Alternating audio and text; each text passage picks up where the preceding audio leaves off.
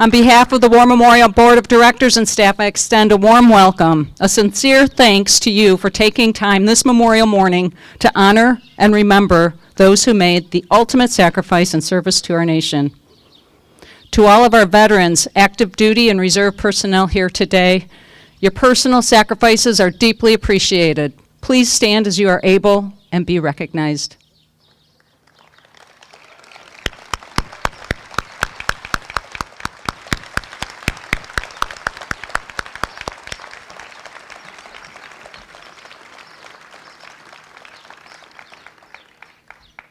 We are honored to have Mr. Jim Semerad here to serve as Master of Ceremonies. Jim is a Vietnam veteran who served in the U.S. Navy from 1974 to 2012 with a distinguished career in supply, logistics, and leadership. He held key roles in both military and civilian sectors, including at the VA Medical Center in Detroit, and has overseen complex operations in transportation, hazardous materials, and maintenance. He has held leadership positions with the Navy League and is a life member of several veteran organizations. A licensed merchant mariner, he has commanded the NSCS Gray Fox Sea Cadet Training Ship in Port Huron. A seasoned presenter and a dedicated instructor, again in supply and logistics, we are grateful for his service and leadership as he guides us through today's Memorial Day event. Please welcome Jim Semerad.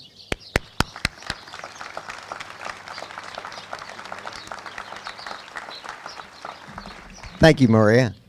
And can you hear me okay in the back? Okay.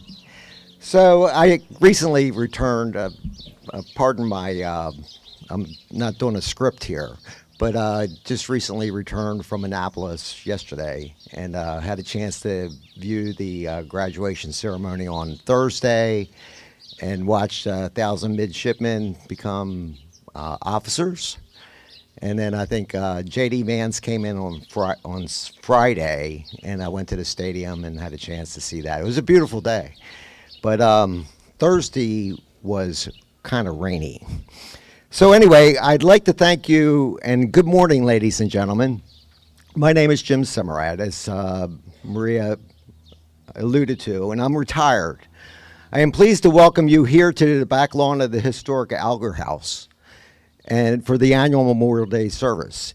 It is a time to remember and a time to honor those who have fallen in service for our country. And technically I could be wearing whites, but I can wear my dress blues all year round. And I figure because I was at the Vietnam Memorial in DC on Friday night, and then it went to the Lincoln Memorial on Friday night, I felt that I really needed to be in blues.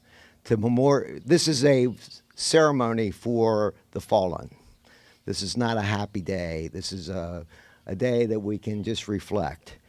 So we request that you silence any mobile devices, and we ask that you set your minds and your hearts as we approach our time together with gratefulness, with honor, and with solemnity.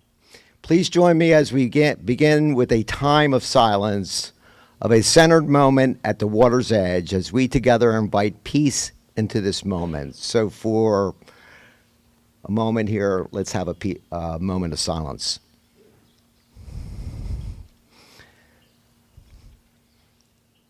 Thank you. So we're going to begin with the opening procession and a presentation of the colors.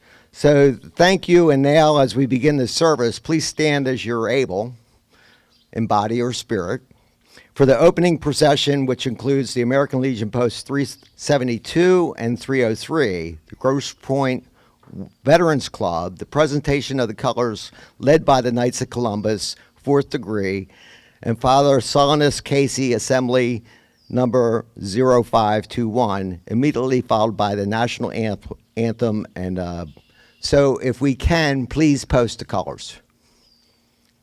Begin.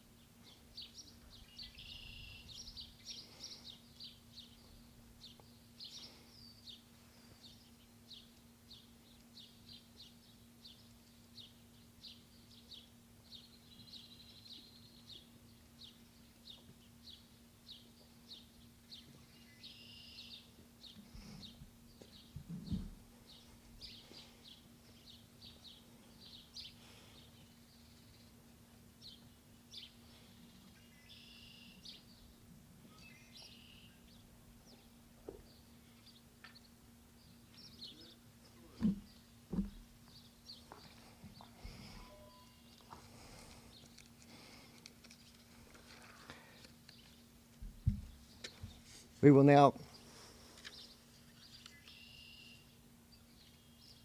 We will now have the national anthem sung by Kate DeBar, and we are a community as such. So you're invited to join in the singing of our national anthem as you are so moved. So Kate.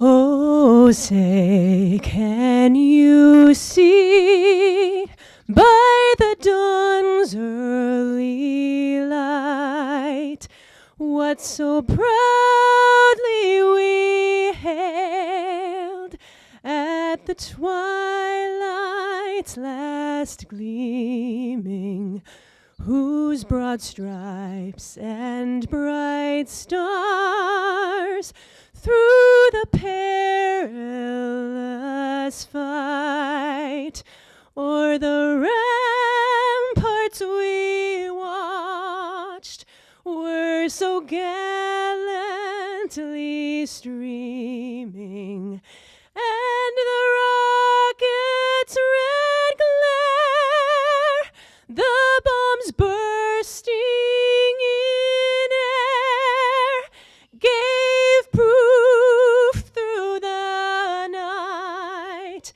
that our flag was still there. Oh, say does that star-spangled banner yet wave o'er the land of the free and the home of the brave?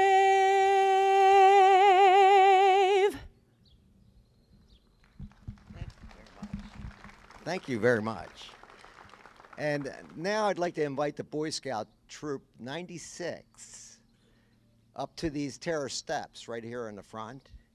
And before me to lead us in the Pledge of Allegiance, and any child in the audience are welcome and encouraged to come up and join us. So if we can have you all come up here to the first step, and I don't see any younger folks here, but we have the Boy Scout Troop 96 come up here. And as they are moving up here and getting into place, we welcome the young members of our community forward to join us. And let's reflect on the significance of this moment as they stand in the testament of the enduring power of unity and the ultimate sacrifices made by those we honor today. So can we begin? I pledge allegiance to the flag of the United States of America and to the republic for which it stands, one nation, under God, indivisible, with liberty and justice for all. Thank you, and please be seated. So thank you again to Boy Scout Troop 96. So I'd like to invite, we now have an invocation, and it's my pleasure to introduce War Memorial Board Chaplain and Community Leader, Reverend Father Drew Van Cullin from Christ Church, Grosse Pointe, to offer our invocation. So, Father.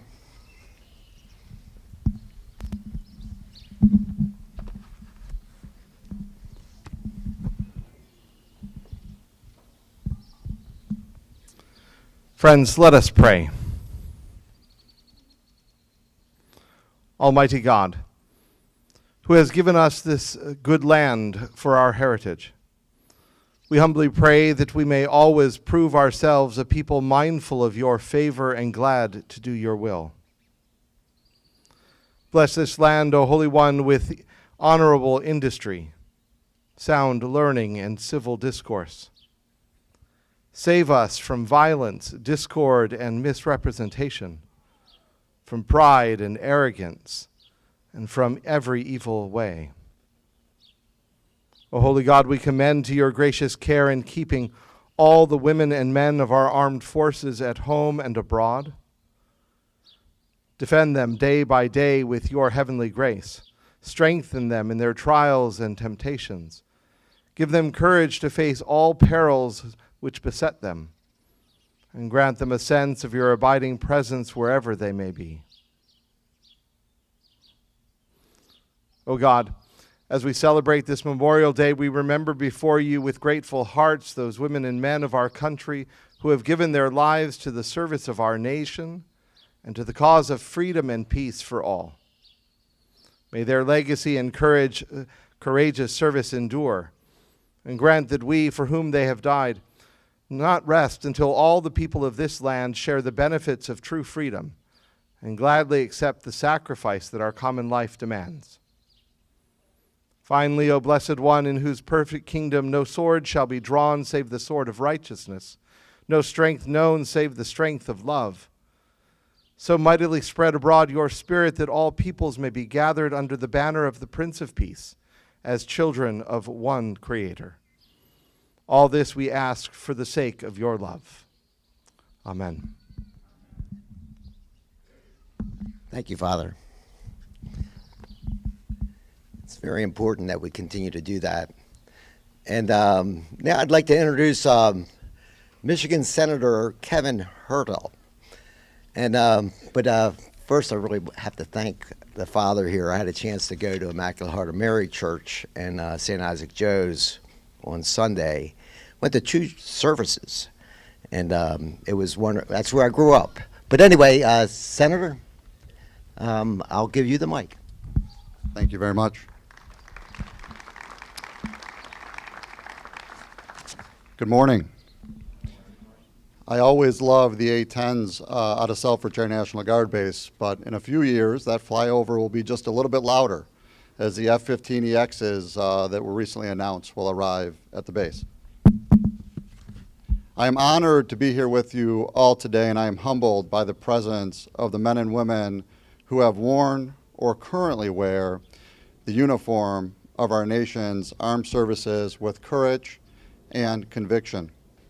And I want to give a special thanks to the War Memorial for the work that they do to honor our military members and connect them with vital resources here in our community.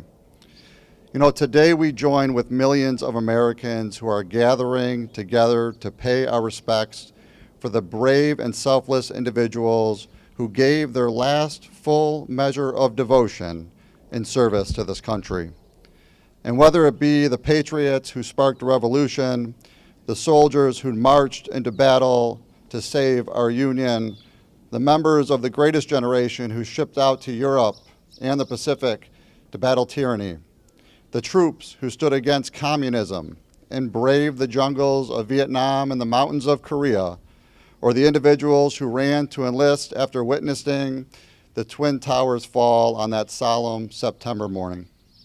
All of these men and women were driven by these same values: honor, courage, and selflessness. Though the wars they fought may have looked very different, and the generations they came from faced many different challenges, service members of every background stood united in a common cause to defend this great experiment of ours and ensure it stands the test of time. Too often in our nation's history, though, not all of our service members returned home from war. Too often our soldiers stepped into harm's way and sacrificed more than many of us could ever imagine. No one walks away from war the same as when they entered. And some come home from battle with post-traumatic stress. In fact, I think we have to acknowledge today that we have lost more returning soldiers to suicide than during the entirety of the Vietnam War. Some lay down their lives never to come home again, never to celebrate another birthday or a Christmas, never to hold their loved ones close. And they didn't do it for the fame or the glory, but for the mission that is far greater, to secure a future grounded in freedom and opportunity for us all. So the question that rings most prominent on this day of remembrance is, how can we repay the debt we owe to these brave souls? We owe them this day, of course, but But our gratitude cannot be confined to a single moment. We must carry forward with their legacy this day and every day. And we do this by building a better world, a stronger nation, and a more compassionate community. By aspiring to be more tomorrow than we are today. It is important for us to remember that Memorial Day is not just a moment in time. It is a solemn reminder of the cost of our freedom and a call to live lives worthy of that sacrifice. So tomorrow and every day after, may we hold the memories of our fallen soldiers close and let their courage and sacrifice guide us in how we live, lead, and love. May God bless our veterans with us here today, those who served with them, and those who never returned home, and may God bless our nation. Thank you.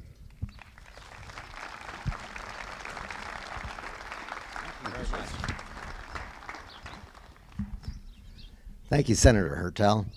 And I really should add, this guy is somebody you should know. And I have the pleasure of representing the Grosse Pointes and the communities across the shoreline of Lake St. Clair, from Harper Woods to Harson's Island, which he does. And he's recognized for his importance to the community service and working together to get things done. Kevin put these values and lessons into action while in Lansing, where he has championed policies to cut taxes for seniors, working families, protect Lake St. Clair, keep Michigan communities safe, and more. Additionally, he is chair of the Budget Subcommittee on Military and Veterans Affairs. And Kevin has worked to secure resources to boost veterans' access to housing and to mental health care, and to ensure those who served our country receive the support, dignity, and opportunities they've earned. So thank you very much for your tremendous work, and we don't pay you enough. So,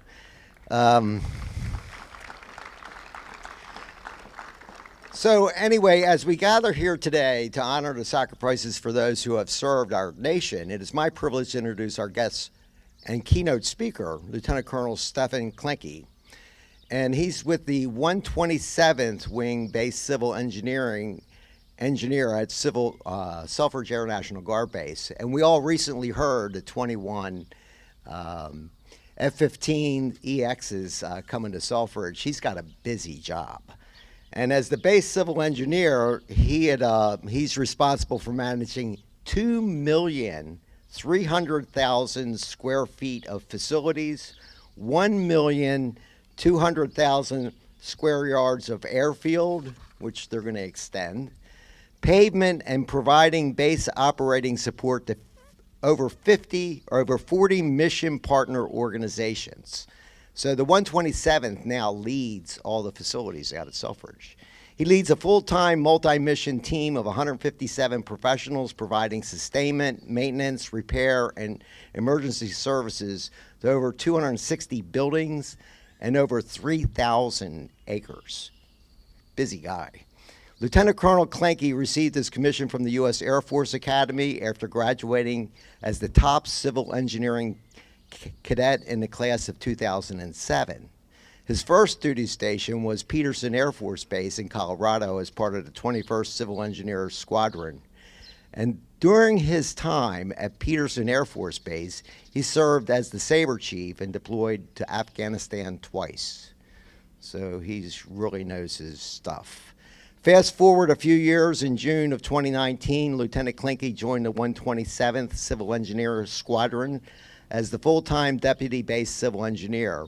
And while serving as the Deputy Base Civil Engineer at Selfridge, he deployed to Al Udeid Air Base, Qatar, as the Chief of Engineering for the 577th Prime Base Engineer Emergency Force Squadron. And he was selected for his current role as the Selfridge Base Civil Engineer in June of 2023. So I really would like to welcome Lieutenant Colonel Klenke up here to give us a few remarks. And he's got a very busy job with the 21 F-15s that are coming soon. Thank you, sir.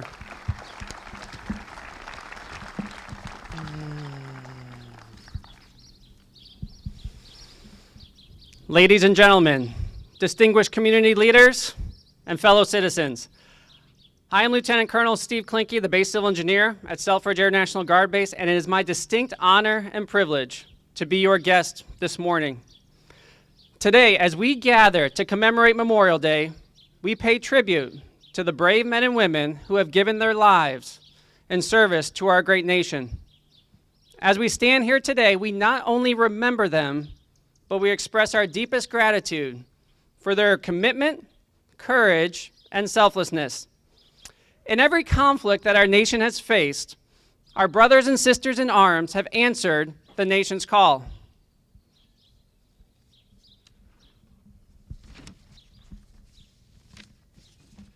They've come from small towns and big cities. They've worn different uniforms, held different ranks, and served in different branches, but they have all been united by one common belief, a belief that some things are worth fighting for: freedom, democracy, the lives of others, and the soul of a nation. I have served on active duty as a part-time guardsman and now as a full-time member of the Michigan Air National Guard. And although the National Guard has a slightly different history and mission than the active duty component, the contributions of the National Guard are difficult to overstate. National Guard members served honorably in World War I, and then again in World War II during campaigns across the Pacific, Europe, and North Africa. In the aftermath of the September 11th terrorist attacks, National Guard members were among the first to respond, providing security, aid, and support to our fellow Americans. And September 11th, 2001 is where my journey of service began. In the fall of 2001, I was a high school senior at Southfield Christian School at 12 Mile and Losser. And as I entered my senior year, I didn't know what I wanted to do with my life. I didn't know where I wanted to go to college. And honestly, I didn't know much about anything. But when the towers fell, I knew that I wanted to serve. And I was fortunate enough to attend the U.S. Air Force Academy in Colorado Springs, and I was blessed to marry my high school sweetheart the day after graduation, May 31st, 2007. And since that day, I have served alongside the best friends and leaders that you can imagine. But my service has not been without sacrifice. My service has, at times, taken me away from my beautiful family. My service has taken me to Afghanistan twice. And it is in Afghanistan where my eyes were open to the sacrifice of others. During my first deployment, I was part of a provincial reconstruction team in Jalalabad, Afghanistan, and our mission was to build roads, schools, and wells for the local Afghan people. As a civil engineer and as a civil engineering officer, there could be no better mission. But in order to do the mission, we had to leave the relative safety of our base and be out in the community, meeting with village elders and inspecting construction sites for safety and quality. It was a very rewarding mission, but it was a dangerous mission. And of our small team of about 100 soldiers and airmen, 4 did not return home. Unlike me, these 4 men never reunited with their wives. And they never again hugged their children. So on this Memorial Day, we remember and we honor those who did not return home, those whose names are etched in stone memorials around this country and whose memories are etched in our hearts. We recognize their sacrifice. And we recognize the sacrifices of their loved ones who bear the burden of their loss every day.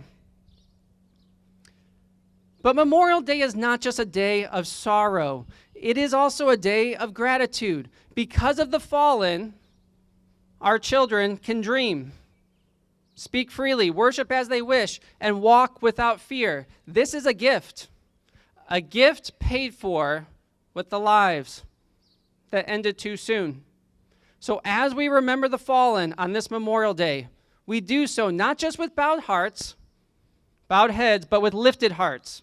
Let us teach our children the meaning of today. Let us ensure that the memories of our fallen heroes are not lost to time, but live on through our commitment to service to each other, and service to the principles for which they died.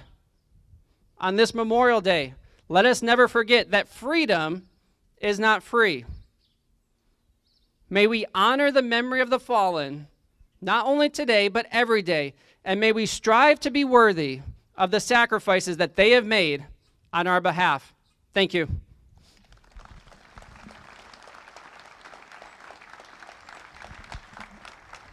Very much. Thank you.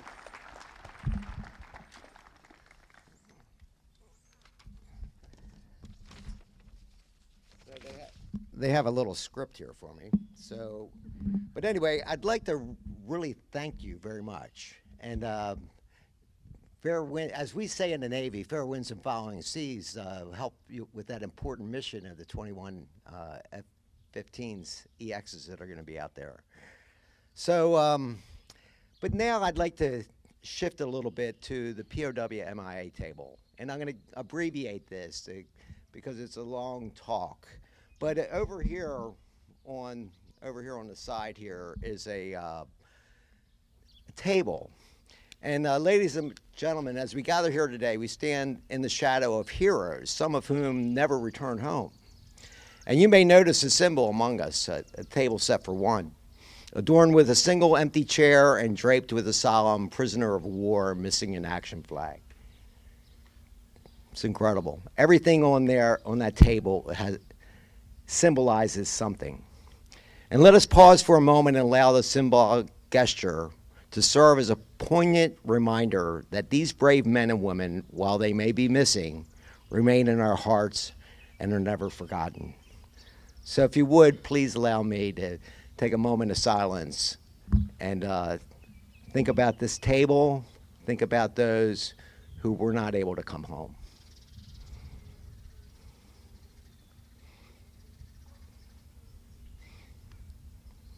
Thank you. So as the next section, I'm going to go through the Gold Star Honor Roll. And this is a really amazing community. And as I stand before you in this grand American flag, there's one over here on my left, and there's the one that's at half-mast. It is an honor to remember those from our community who answered this country's call to action. These names etched in our memories represent a vibrant spirit of togetherness and the resilience of a community united in purpose and bound by the ideals of freedom and democracy. So here's a couple numbers for you. So try to remember one of them. 126 men and women who died during World War II from our community. 18 who died during the Korean War from our community. 19 who died during the Vietnam War from our community. Some of them may have been part of you. And the one who died in meritorious service, we will now be read aloud by the Memorial Board of Directors members Sierra Donovan, Jody Rapp, Jessica Gregory, Aaron Turk, Terrence Thomas, Amy Chesterton, and Maria Miller for all to honor. So if you would please join me up here and read off, and I think we're going to have a toll. Good morning. Oh. That's your script.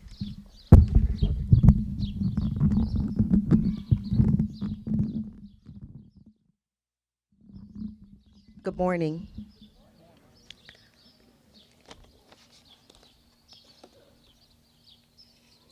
World War II. Herbert S. Allard. Courtney D. Arlington, Jr. Joseph A. Arata. Cyril O. Barlow.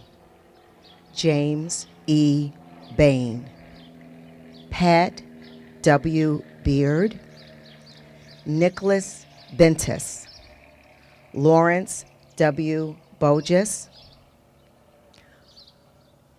Wayne Bolfar, Hazen Brightmeyer, Richard H. Bridge, Frank W. Brooks II, McIntosh Brown, Stevens D. Brown, Harold R. Bridges, Leopold A.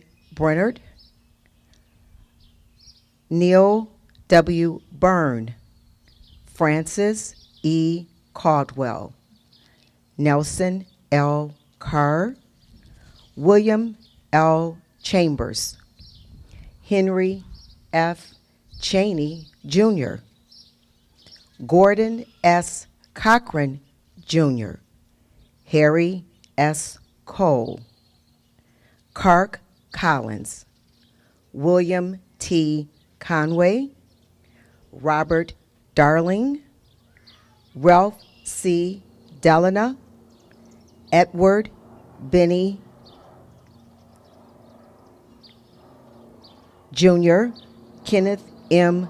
Dewey, and George L. Downey. Thank you.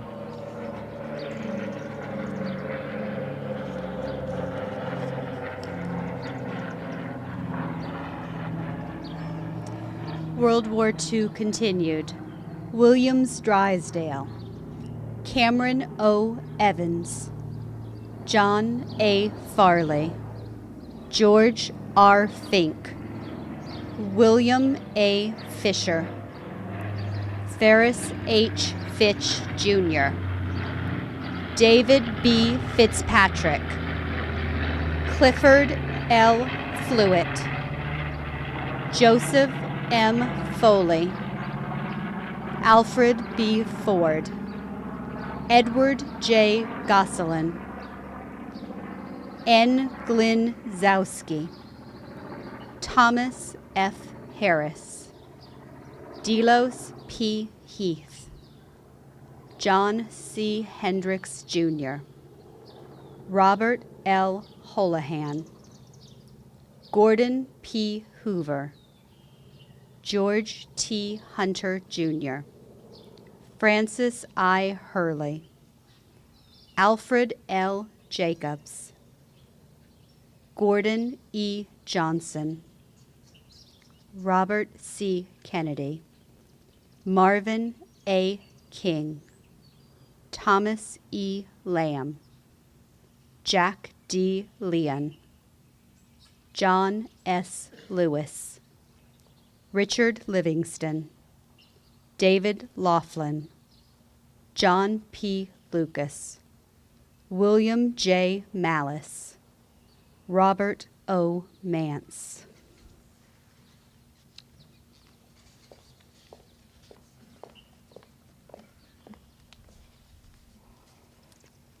Again, World War II continued.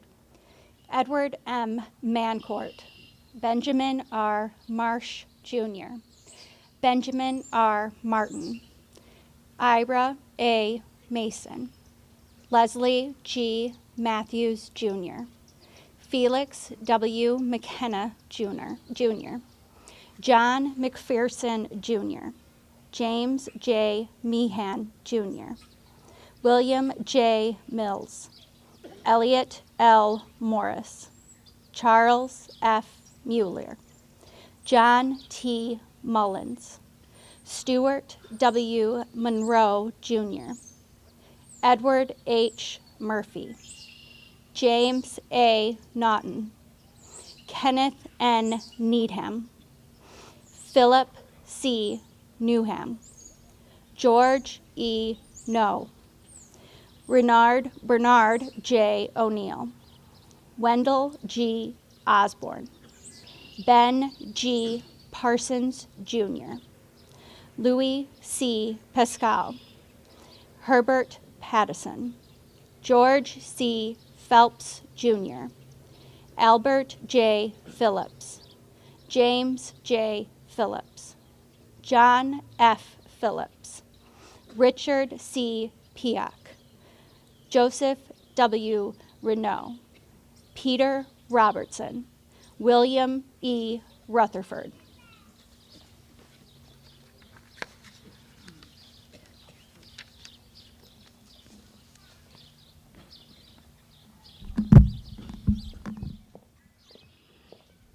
Conover Sarvis Jr., Roy G. Scott, Roland E. Shunk, Bill Shaw, Michael Sherba, Floyd C. Sieber, Cecil G. Smith, John D. Snowday, Robert M. Snyder, Richard A. Stahl, William B. Standley, William T. Stewart III, William C. Stone, Thomas P. Sullivan, Alvin W. Taub, Roger F. Tessia, Arthur E. Tung Jr., Floyd J. Trombley, John F. Troe Jr., Joseph S. Van Dyke, Norman R. Vernier,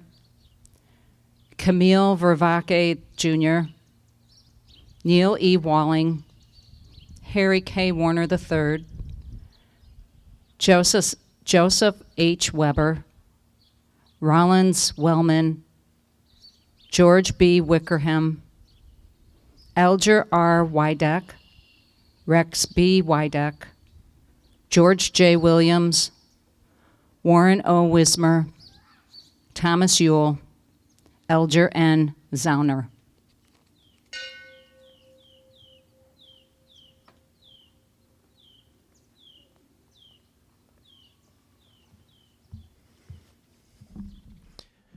Korean War. John Bayliss, Robert Thomas Craig, Harry G. Garman, Jr., George Paul Grifford,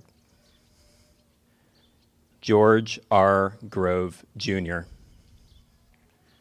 Robert John Gullickson, Donald E. Hunter, Alfred B. Lindley, Marion J. Matuszewski, James Albert Naauer, Manuel Papista, Renee Pelleman, Richard Charles Poupard, James W. Stephen, Henry L. Tonsley, Albert Mish Townsend, James L. Treaster, Ralph P. Wallace.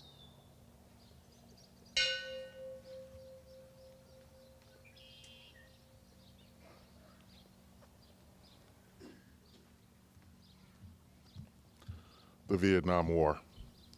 Thomas Alvarez, Thomas J. Cox, Thomas J. Dion, Neil Burgess Hayes, Jr., Glenn Allen Callenber, Michael J. Kelly, Robert L. Laurie, Jerry Lewis Martin, Janice Michaels, Vincent F. Murphy, John M. Myers, Philip J. Olafson, James T. Ruther, Kenneth Shops, Michael Synod, William C. Toth, James Bruce Young, Robert L. Youngblood. In memory, John F. Wilhelm.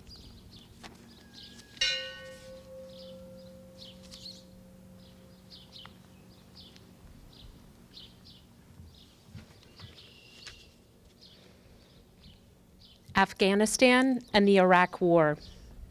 Marcus S. Bowell, Derek Ryan Capulong, Dominic J.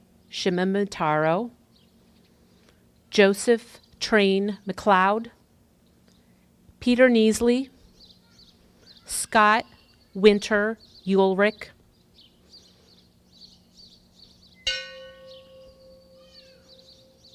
And Meritorious Service, Frederick M. Maddock II.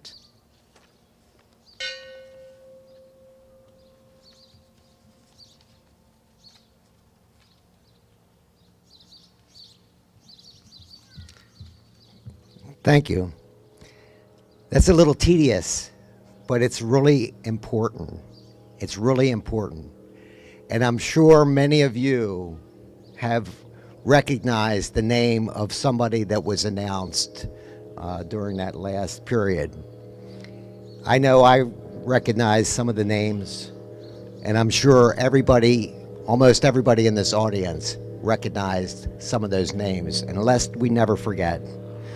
So I would like to continue on our program here, where we now need to move the memorial wreath. And I want to thank all of our readers. I want to thank all of you.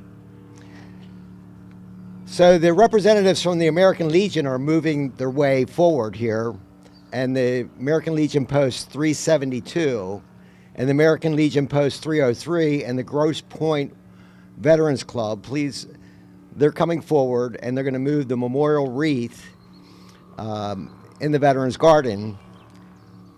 And we'll hear the MMCB play and repeat the Navy hymn as the wreath is being moved. And once the wreath has reached the Veterans Garden area, bugler will play taps near the base of the flagpole.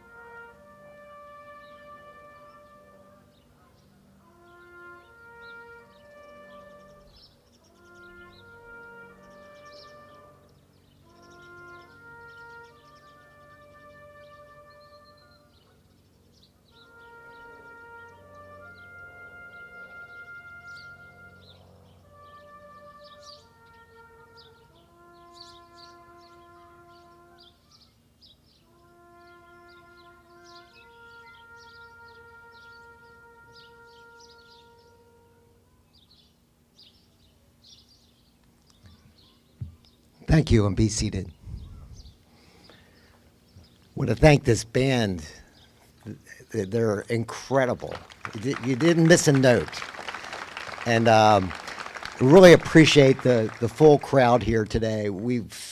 All the people that are sitting on the wall, everybody on the walkway, people up in the balcony, thank you all for being here.